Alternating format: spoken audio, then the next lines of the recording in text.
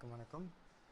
யோக தத்துவங்களை நம்ம இனிமேல் கொஞ்சம் கொஞ்சமாக புரிஞ்சுக்கிறது நல்லது. இந்த சம்மர் டைமில் நம்ம வெறுமனே ஃபிசிக்கல் ப்ராக்டிஸ் மட்டும் இல்லாமல் யோகாவோட தத்துவத்தில் என்னென்ன சொல்கிறாங்க, அது எதுக்காக சொல்கிறாங்க நம்ம புரிஞ்சுக்கிட்டோன்னா நம்மளோட பயிற்சி மெருகேறுவதற்கான நிறைய வாய்ப்புகள் இருக்குது.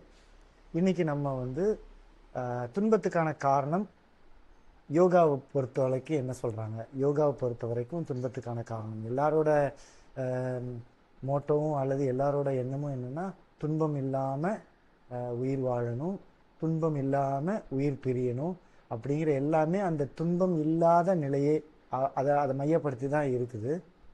ஒவ்வொரு தத்துவத்திலையும் ஒவ்வொரு மாதிரியான விளக்கங்களும் காரணங்களும் சொல்லுவாங்க துன்பத்துக்கான காரணம். உதாரணத்துக்கு நம்ம புத்தர் என்ன சொல்வார் அப்படின்னா, ஆசையை துன்பத்திற்கு காரணம், ஆசையை நீக்கினால் துன்பமின்றி வாழலாம், அந்த மாதிரி சொல்லுவார். ஆனால் நம்ம யோகாவில் என்ன சொல்கிறாங்க அப்படிங்கிறத பார்ப்போம். பதஞ்சலி யோக சூத்ராவில் ஒரு 5 விதமான காரணிகள் துன்பத்துக்கு இருக்கிறதா அவங்க சொல்கிறாங்க. சான்ஸ்கிரிட் நேம் கொஞ்சம் குழப்பமாக இருந்ததுன்னா கூட அதோட விளக்கத்தை மட்டும் மைண்டில் ஏற்றிக்கோங்க. 1 அஸ்மிதா, அவித்யா, ராகா, துவேஷா, அபினிவேஷா. ஒவ்வொன்றா நம்ம பார்க்கலாம். முதல்ல அவித்யா. அவித்யா அப்படிங்கிறது என்னென்னா, வித்யா அப்படிங்கிறது அறிவு அல்லது ஞானம். அறிவுக்கும் ஞானத்துக்கும் கொஞ்சம் வித்தியாசம் இருக்குது. நம்ம அதனால் அது கொஞ்சம் புரியும்னு நினைக்கிறேன். அதை பற்றி விளக்க ஆரம்பிச்சுன்னா இது பெரிய வீடியோவாக போயிடும். அதனால் முடிஞ்ச அளவுக்கு இதை கொஞ்சம் சின்ன பதிவாக கொடுக்கணும்னு ஆசை. அதனால் நான் அதை பற்றி ரொம்ப பேச விரும்பலை.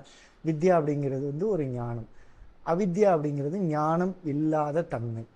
அப்படி இல்லைன்னா உண்மையை அறிய உணர முடியாத ஒரு நிலையை அவித்யா அப்படின்னு சொல்லுவோம். அப்படின்னா என்ன நினைப்போம் அப்படின்னா, எது எதெல்லாம் உண்மை இல்லையோ, எது எதெல்லாம் மாயையோ, அல்லது எது எதெல்லாம் நிரந்தரம் இல்லையோ அதை நம்ம நிரந்தரம்னு நம்பிக்கிறது. அப்படி இல்லைன்னா எது எதெல்லாம் நமக்கு தேவை இல்லையோ அது கூடலாம் நம்ம ஒரு புரிதல், தவறான புரிதலை ஏற்படுத்தி கொண்டு அது மூலமாக அட்டாச் ஆகிக்கிறது. இதுதான் அவித்யா. அஸ்மிதா அப்படிங்கிறது ஆணவம், ஈகோ.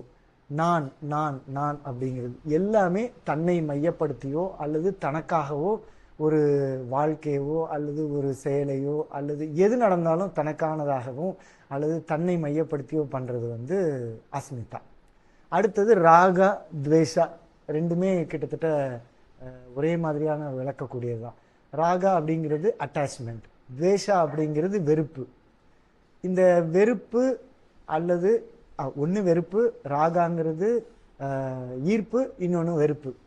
ரெண்டுமே ஆசைக்கான அடுத்த துன்பத்துக்கான அடுத்த படிநிலை தான். இப்போ நம்ம உதாரணத்துக்கு எடுத்துக்கோமே, நம்ம எது கூடயோ ரொம்ப அட்டாச்சாக இருக்கிறோம் அப்படின்னா அதுவும் ஒரு துன்பத்தை தரக்கூடியது. அல்லது ஏதோ ஒன்று மேலே அதிகமாக வெறுப்பு இருந்தால் அதுவும் நமக்கு துன்பத்தை ஏற்படுத்தக்கூடியது.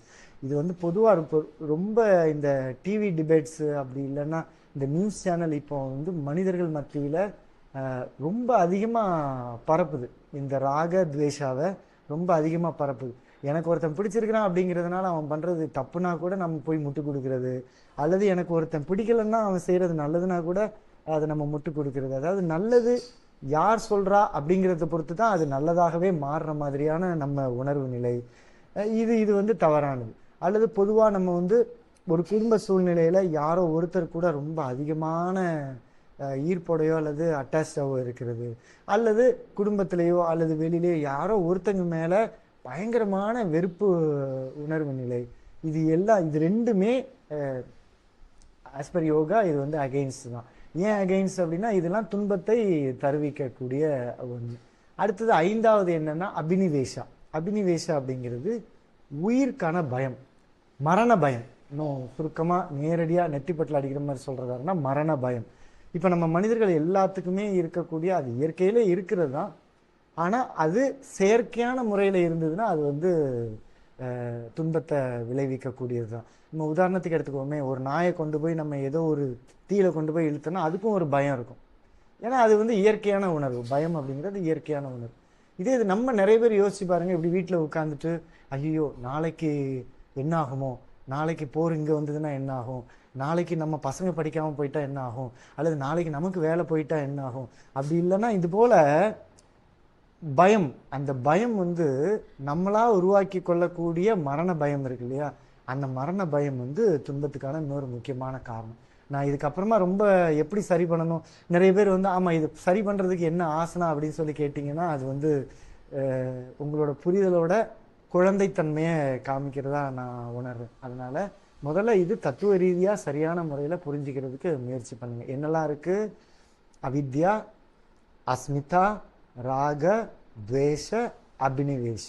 இதை பற்றி இன்னும் நல்லா நீங்களே உட்கார்ந்து நல்லா யோசிச்சு பாருங்க. நம்ம இதை பற்றி இன்னும் நல்லா ஆழமாக தீர்க்கமாக இன்னொரு பதிவில் நம்ம சந்திக்கலாம்.